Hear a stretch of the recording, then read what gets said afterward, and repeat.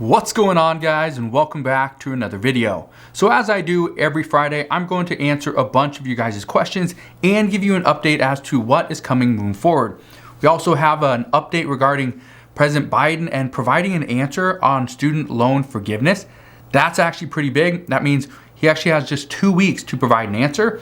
Going to give you an update on the stimulus package, talk about what Senator Sanders versus Senator Manchin has going on right now. There's some discussions there, and I want to fill you in on just everything that's going on. First, here's what I want to address. A lot of people in the comments keep on asking, are we getting a stimulus check? Can you tell me when I'm going to be receiving it? Here's the answer. No. There is no stimulus check coming. And here's the reason why. First, it was one of those things that was up in the air at $3.5 trillion.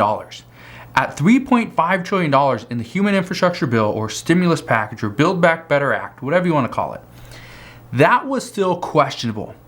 I honestly believe at $3.5 trillion, we would have seen some form of stimulus. It would have either been a stimulus check, an adult tax credit, something of that nature. However, at $1.5 trillion, there's no money. There's no money in this bill for a stimulus check. At $2 trillion, at $2.5 trillion, and even possibly at $3 trillion, there's no money. There's no money for a stimulus check. So for those that keep on asking, is there going to be a stimulus check? My answer right now is no, there's not. Now, here's what we do know. The debt ceiling increase is going to pass next week. According to the House, they will come back and vote on this on Tuesday. So that's good news there. We're going to have an answer, early next week. If this bill passes, okay, which everyone's expecting this to pass, we will not have to worry about the debt ceiling increase or debt limit or breaching the debt limit until December. Well, I'm going to update you on a timeline that we have there because it's not great news either. Here's what we do know though. When this bill passed, when this bill passed yesterday, what happened was Senate Majority Leader Chuck Schumer, he made some interesting remarks. And soon after he made these interesting remarks, Republicans pretty much bashed him for this because he was coming out and bashing Republicans for saying they almost breached the debt ceiling because of Republicans. Not that it was a shared effort, it was just because of Republicans. I addressed this morning where Senator Manchin actually put his head in his hands, shaking his head, and later on in the talk from Senate Majority Leader Chuck Schumer, Manchin got up and just walked out, just left. Okay, this is how kind of upsetting this was. Well, here's what we know. After this, many Republicans actually came up to Senate Majority Leader Chuck Schumer, said that he was wrong for what he said, and that they told him that he made the wrong move and that this will be the final time they bail him out of one of his messes. That this is going to be the final time. Well, let me provide you a little bit of a timeline. Okay, here's what we know, and these are very important dates. Okay, I want to explain why in each one of them. First, we got October 12th. That's coming up. That's in 4 days. This is when the House is going to vote on the debt ceiling increase. After that, President Biden will most likely sign it. On October 13th, which is next Wednesday, the CPI data comes out. Now, why is this important? This is important because if we see more inflation, then this could actually cause Senator Joe Manchin to say, you know what, I am firm, I'm staying put with my $1.5 trillion offer. $1.5 trillion price tag. That is it, no more.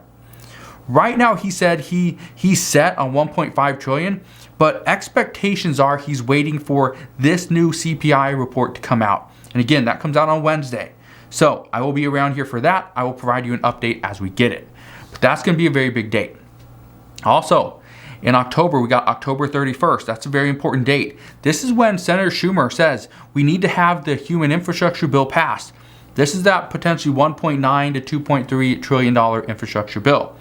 Nancy Pelosi says this is also the date that the House will have to have the bill passed. This is the bipartisan infrastructure bill. That's the date that they want this passed before, October 31st. That's in 23 days. Well, it's going to be tough to get that done, but we will see. On November 5th, this is another big date. Okay, this is a little less than a month away. This is when the October jobs report comes out. Remember, we got September today, this morning. We are going to get the October jobs report first Friday of November, which is November 5th. That's going to be very, very big as well, because if we don't see jobs coming back, we're going to see more progressives and maybe just moderates as well. Who knows? They may push for more as far as the unemployment benefits, maybe something to come back, right? We don't know, but this is something that progressives are pushing for, and I'll address this in a minute. And on December 3rd, which is a little less than 2 months away, this is when the debt limit is expected to be reached again. Okay? So, remember what I just said. Senate Majority Leader Chuck Schumer bashed Republicans, and Republicans came out and said, we will never bail him out again. Well, we're going to be in this mess in less than 2 months again. So, either Democrats have to figure out another way, or we're going to breach that debt ceiling. So that's not great news there. But I want to read you a statement, okay? And this is a statement that's coming from the White House on the jobs report following the expiration of the federal unemployment benefits last month on September 6th. That's a little over 1 month ago. But here's what the White House had to say. And it's fairly lengthy, but I want to read this entire thing because it really plays into what we're seeing. Here's what I can tell you, and this is what they said, and I quote, "Expanded unemployment benefits were a critical part of the American Rescue Plan strategy to get our country back on track. But as President Biden has said, it was right for them to phase out as we made massive strides in vaccinations and restarting our economy. We knew there would be bumps in the road as we came back from the pandemic, which is why we designed the rescue plan to help us weather unexpected challenges, including through ongoing child tax credit payments, support for state and local governments, rental assistance, and other programs, in addition to phased out relief. Because of the rescue plan and because of our success in getting Americans vaccinated, we've made real progress in getting Americans back to work over the last 8 months. With almost 5 million jobs created, new jobless claims down nearly 60%, and the unemployment rate now at the lowest level since the start of the pandemic." That was the statement, okay? Now, I wanted to read you this because many lawmakers say that more should, can, and could be done. AOC says that renewing unemployment benefits needs to be done now. This is big. Others argue that only those with children, and you guys have pointed this out multiple times, you guys have said in the comments, I'm tired of hearing about the child tax credit payments. And I completely understand. I have children. A lot of my friends, a lot of my family members have children and are probably getting these payments. I don't know, I don't really ask, but they're probably getting these payments. Well, here's the thing. Many lawmakers state that only those with children, only families are getting this relief. Well, again, back to this statement. They say the rescue plan was to help weather unexpected challenges. This included ongoing child tax credit payments. Again, only helps those with children. Support for state and local governments. Yeah, that's great, but if they don't give this money out, it doesn't help us. They say rental assistance and other programs in addition to phased out relief. Yeah, the rental assistance would be great. However, a handful of progressives are arguing that this money is a joke. It's been tied up for months and nobody can get it. A handful of progressives also say that we need to get rid of the high-priced military budget in order to truly help out the American people. Now, let me explain that for a second. What we know is Democrats' plan initially, this is from progressives mainly. Bernie Sanders and progressives were pushing, and President Biden obviously supported this, $3.5 trillion over 10 years. Well, this is getting cut down to about $1.5 trillion as of right now. The expectation is it's going to be right about $2 trillion. But if Senator Joe Manchin has his way, it's going to be 1.5. But here's what I can tell you.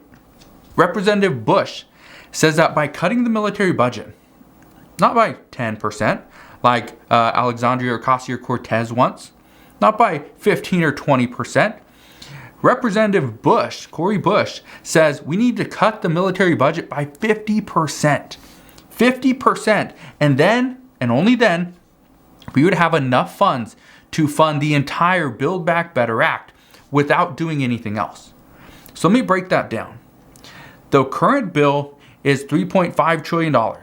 It's going to get cut down. If we want to extend it 10 years, it would cost about $350 billion per year. Well, the military budget is $715 billion.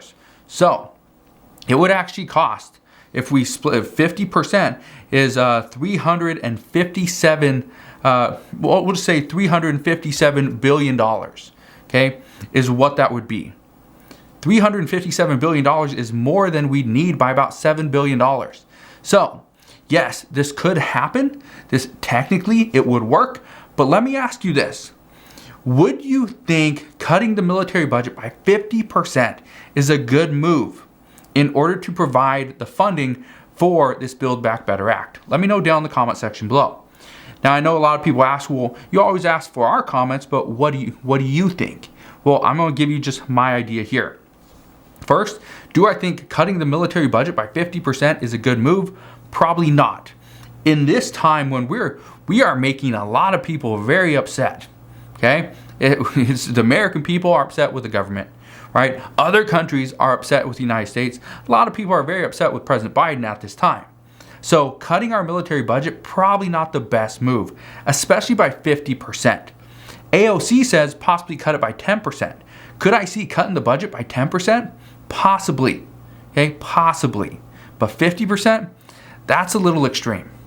So, the negotiations are going to continue. Here's what we know.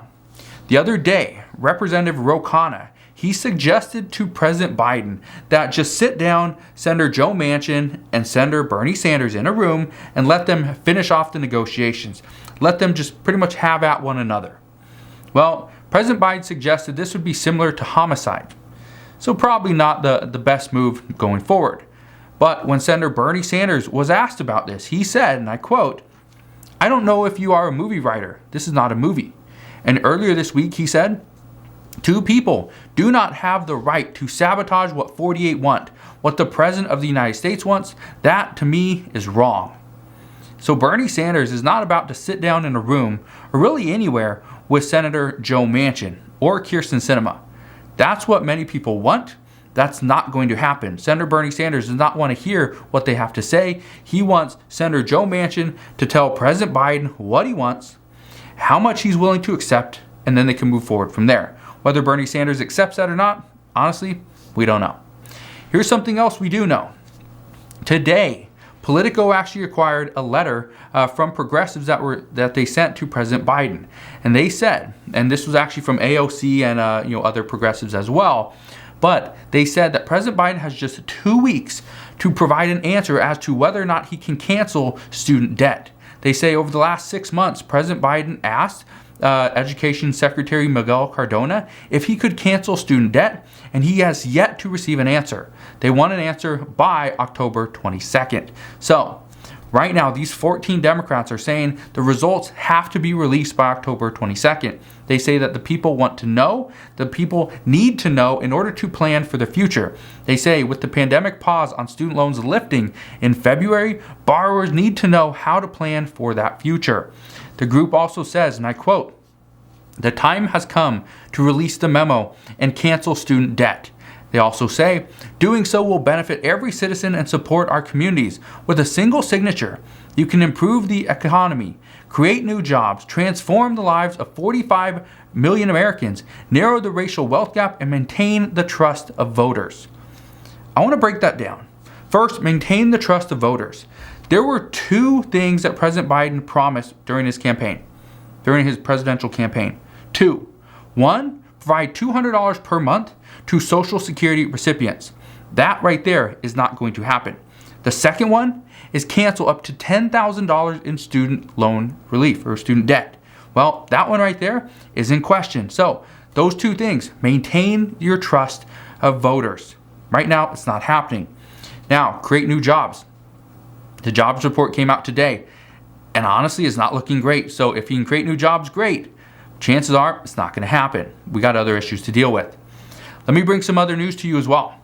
A lot of people right now are saying it's getting cold. This morning, where I live, it was about 30, 38, 40 degrees, something like that. It's currently about 68 degrees out. So it's getting a little bit cold. I live in Washington State. Well, here's what I can tell you. Many people that are wanting to travel are wanting to go to warmer areas.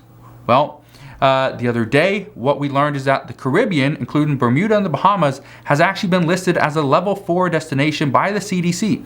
So this is actually due to high rates of COVID and shortages of workers and supplies. So if you're planning on escaping the cold in order to go to a warmer climate, here's what experts recommend. Health experts say that right now it's not recommended to travel to the Caribbean. However, they say the best thing to do, it would be most beneficial to you and our country in order to stay within the continental United States and travel to destinations like California, Arizona, Hawaii, and Florida.